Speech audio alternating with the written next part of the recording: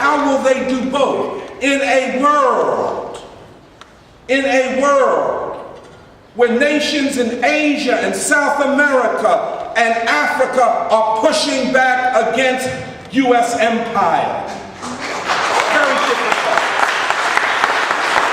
This administration is fraught with contradictions and could collapse in upon itself, and we have not even yet mentioned the contradictions between the White House and the House of Representatives and the Senate, the contradictions within the Democratic Party between progressives, more peace-oriented, more labor-oriented forces, as against the Democratic Leadership Council of Bill Clinton and Hillary Clinton and now Barack Obama. These contradictions have to be understood. Finally, I would end on this: the black left. Now, the black left, unfortunately, allowed itself to be enveloped into the problems of the white left. In the white left's, quote, reimagining socialism. What about reimagining the fight against white supremacy? It seems to me that you're leaping over an inevitable and necessary stage in history. It's not new. Many white socialists, including Eugene Debs, thought you could go from capitalism to socialism without going through the struggle against white supremacy and for black liberation. We have black radicals who think that way. I read recently an article by a famous black academic historian who attempted to present the Obama victory within the context and framework of the struggle for civil rights.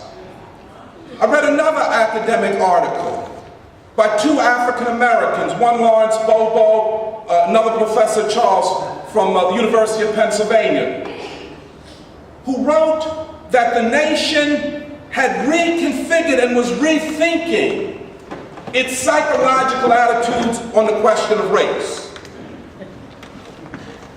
Now, the point of their essay was, they end up by saying, well, it's still very murky, but that if white people are prepared to vote for a black man for president, then we have reached a landmark stage in American history. Well, I would say to them, first of all, to the sociologists, we have not reached a landmark in American history. Go to the prisons around this country and you tell me if we have transcended race.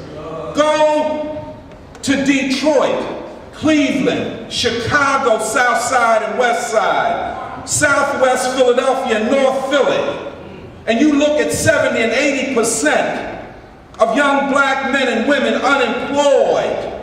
You look at the way they're dressed, ride public transportation with them, and you tell me how we have overcome or transcended race because of Barack Obama. It is in fact the opposite.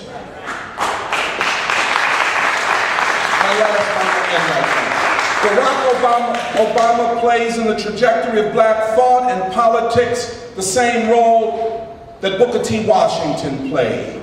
He is an apologist for the racial war. He makes it even more difficult to challenge it because those in power can always say, but Barack Obama said, but Barack Obama is not for reparations. Barack Obama was not for going to the follow-up to the Durban conference. So how can you call it white supremacist when we are not for those things? We had a black man running and he won for district attorney in Philadelphia. At the core of his platform was that he would execute Mumia Abu-Jamal. Is that racial progress? Or is that the deepening and further institutionalization of a system of white supremacy and oppression of black people?